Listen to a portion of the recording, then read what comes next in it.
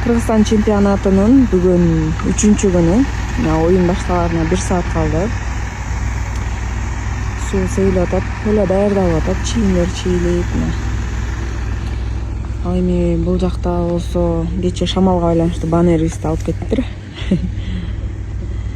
Аппаратураларды даярдап атышат байкелерибиз.